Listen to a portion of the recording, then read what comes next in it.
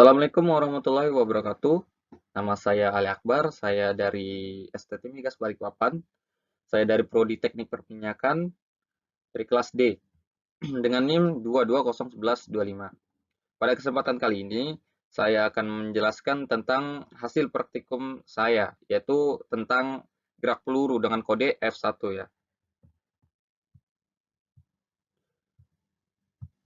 Sebelum saya bahas, ini ada beberapa daftar isi. Yang pertama bab pertama pendahuluan, bab kedua dasar teori, bab ketiga metodologi, bab keempat analisa data dan pembahasan, bab kelima yang terakhir kesimpulan dan saran.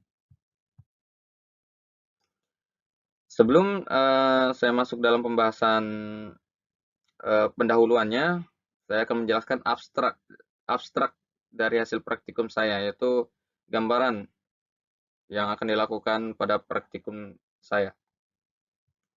Praktikum ini berjudul gerak peluru. Adapun tujuannya itu memahami dan mendeskripsikan gerak peluru dengan baik. Yang kedua, memahami hubungan antara waktu peluru di udara dengan kecepatan awal, serta memahami hubungan antar kondisi awal dengan lintasan peluru. Pada praktikum kali ini menggunakan PET Colorado simulasi sebagai alat yang digunakan dalam praktikum.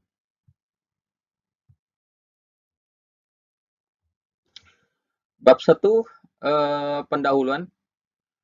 Yang pertama itu adalah latar belakang. Pada umumnya kita hanya mengenal gerak yang mempunyai lintasan berbentuk lurus. Gerak tidak hanya dapat menghasilkan lintasan yang lurus, tetapi gerak juga dapat menghasilkan lintasan yang lain, contohnya lintasan parabola. Tanpa kita sadari, selama ini di kehidupan kita sehari-hari, kita sering jumpai kegiatan-kegiatan yang dapat menghasilkan lintasan parabola. Contohnya bola bola yang dipukul, atau bola yang dilempar pada permainan baseball, bola yang ditendang pada pertandingan sepak bola, peluru yang ditembakkan dari senapan dan lain-lainnya. Gerak tersebut dinamakan gerak peluru, di mana lintasan yang ditempuh oleh peluru yang ditembakkan dari suatu alat penembak yang disebut trayektori. Gerak parabola ini terjadi karena dipengaruhi oleh beberapa faktor. Faktor-faktor inilah yang akan kita pelajari dalam percobaan ini, dan kita akan mempelajari hubungan antara faktor-faktor yang mempengaruhi terhadap jarak yang akan ditempuh, yang akan dicapai, sehingga kita dapat mengaplikasikan gerak parabola ini dalam kehidupan sehari-hari, sehingga dapat bermanfaat bagi kehidupan kita. Gerak peluru adalah gerak dua dimensi, di mana melibatkan sumbu horizontal dan vertikal. Jadi gerak parabola itu merupakan superposisi atau gerakan atau gabungan dari gerak gerak sumbu atau gabungan dari gerak horizontal dan vertikal. Kita sebut bidang gerak peluru sebagai bidang koordinat XY dengan sumbu X horizontal dan sumbu Y vertikal.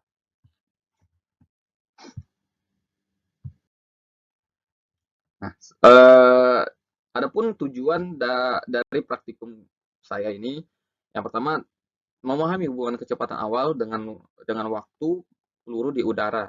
Berarti lama waktu peluru di udara. Yang kedua, memahami hubungan antara kondisi awal dengan jarak maksimum. Ya, jarak maksimumnya berapa? Yang ketiga, memahami dan mendeskripsikan gerak peluru dengan baik. Yang selanjutnya ada permasalahan ya. Permasalahan yang pertama itu bagaimana hubungan antar kecepatan awal dengan waktu peluru di udara, bagaimana hubungan antar kondisi awal dengan lintasan peluru, bagaimana memahami dan mendeskripsikan gerak peluru dengan baik. Oh ya, tujuannya ini ada satu lagi ya, yaitu memahami hubungan uh, pada pada kasus ini kita memahami hubungan antara massa dan diameter peluru atau proyektil dengan jarak dan waktu. Selanjutnya. Oke, yang kedua bab 2, dasar teori. Gerak peluru adalah gerak yang membentuk sudut tertentu terhadap bidang horizontal. Pada gerak peluru, gesekan diabaikan, gesekan udara diabaikan ya. Dan gaya yang bekerja hanya gaya berat atau percepatan gravitasi. Galileo adalah yang pertama kali mendeskripsikan gerak peluru secara akurat. Ia menunjukkan gerak tersebut biasa dipahami dengan menganalisa komponen-komponen horizontal dan vertikal gerak tersebut secara terpisah. Ini merupakan analisa inovatif, tidak pernah dilakukan oleh siapapun sebelum Galileo. Untuk mudahnya kita anggap bahwa gerak dimulai pada waktu T0 pada titik awal dari koordinat XY, berarti XY Y0 sama dengan 0 ya. Salah satu hasil dari analisa ini yang Galileo sendiri meramaikannya adalah bahwa sebuah benda yang dilepaskan dengan arah horizontal akan mencapai lantai pada yang sama dengan sebuah benda yang dijatuhkan secara vertikal. Oke, selanjutnya ini adalah gambaran ya dari lintasan gerak peluru atau gerak parabola. Nah, dalam gerak peluru, gerak pada bidang horizontal dan vertikal tidak saling mempengaruhi satu sama lain. Oleh karena itu, dalam analisisnya dilakukan secara terpisah. Gerak parabola adalah gerak dua dimensi yang memadukan dua sumbu, yaitu sumbu horizontal dan sumbu vertikal. Pada sumbu horizontal merupakan gerak lurus beraturan ya, karena kecepatannya konstan. Dan sumbu Y vertikal merupakan gerak lurus berubah beraturan GLBB. Karena kecepatan di sumbu Y ini berubah-ubah karena percepatan gravitasi ya. Asumsi yang banyak dipakai adalah gesekan udara diabaikan, meskipun kenyataannya gesekan udara sangat berpengaruh dalam mengurangi energi gerak benda yang akhirnya mengurangi ukuran trayektori proyektil.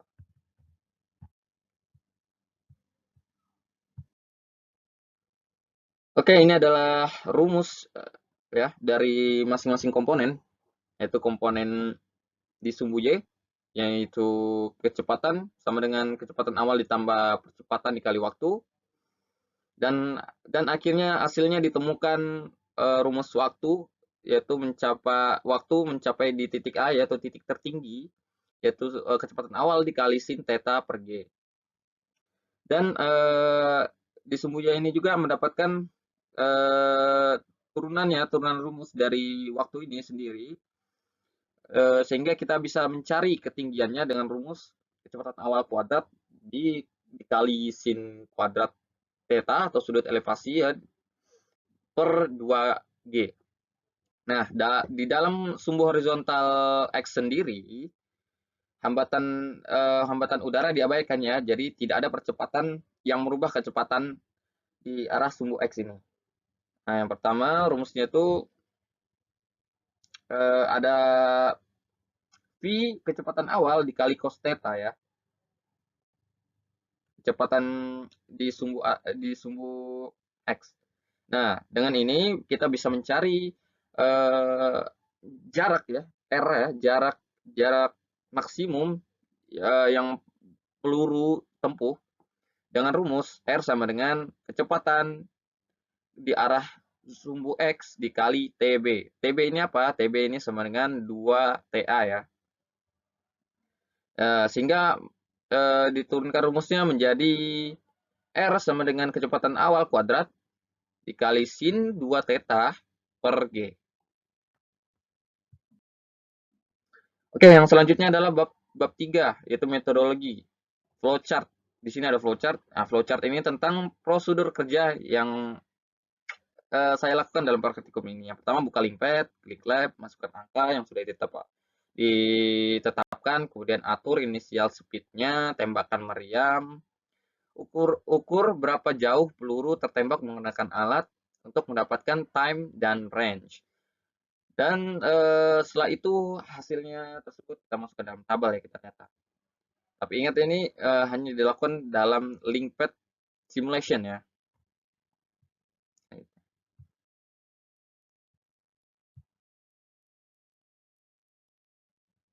Oke, ini adalah bab 4 ya. Hasil dari analisa data saya yang telah saya ambil dari linkpad tadi ya.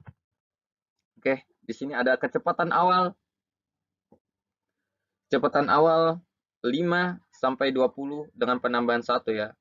Dan ditemukanlah hasil waktunya segini, time 0,72 sampai 2,88 dan range-nya 2,55 sampai 40,77. Nah,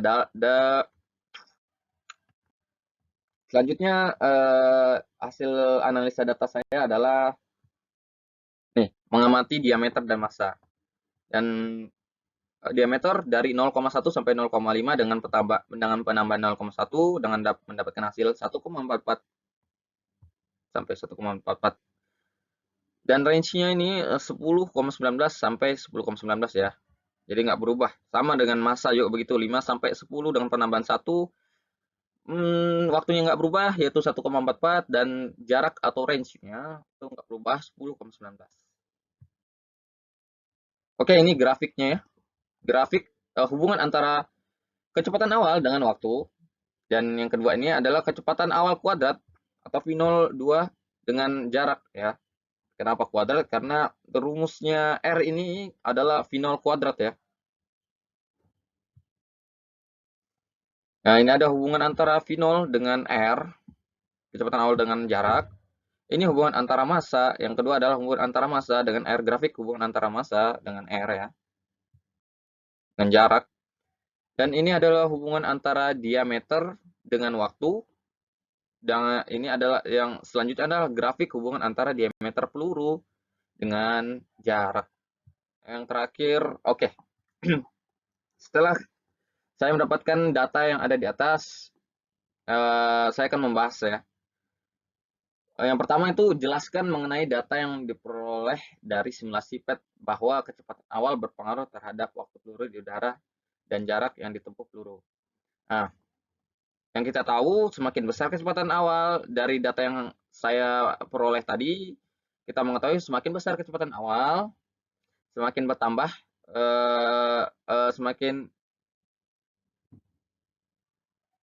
ya, maka semakin bertambah pula waktu ya, waktu peluru di udara, bukan kecepatan awal ya, bukan kecepatan awal. Maka jarak yang ditempuh peluru akan semakin jauh dan semakin lama pula waktu peluru di udara. Yang kedua, jelaskan apa yang terjadi pada lama waktu di udara ketika kecepatan awal berubah bentuk proyektil yang sama. Mengapa? Yang kita tahu lama waktu di udara juga akan berubah menjadi lebih lama walaupun dengan proyektil yang sama. Ini dikarenakan jika kecepatan awalnya V0 ditambah maka lintasan peluru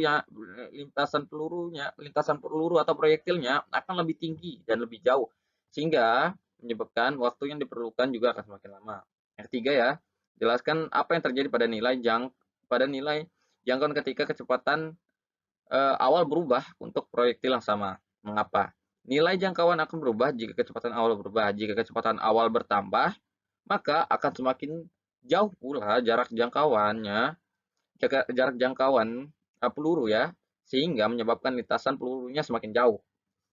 Yang keempat, dari hasil data yang tadi, massa dan ukuran diameter peluru atau proyektil tidak berpengaruh ya, dalam kasus ini tidak berpengaruh terhadap waktu peluru di udara dan jarak jangkauan peluru di udara. Selanjutnya.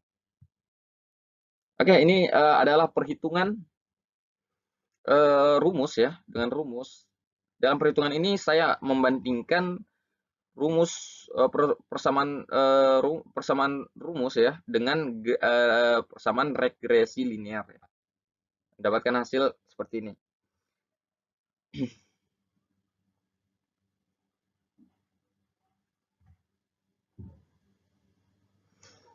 Nah, persamaan rumusnya 2 kali sin theta per G dikali V0 ya. Jadi T sama dengan sin 45 derajat per 40 bagi 9,51 hasilnya ini 0,144159 yang dikali V0 ya.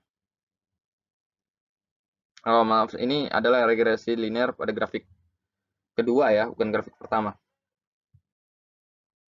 Nah, ini rumus perhitungan errornya ya. Rumus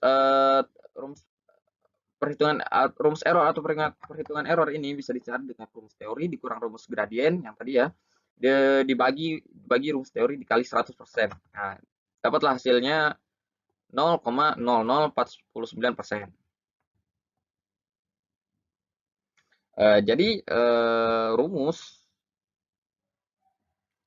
linear dan R ya, sin 2 theta per G itu terbukti sama karena hasil dari kedua persamaan tersebut nyaris sama dengan hanya error 0,0049% ya, sangat nyaris ya.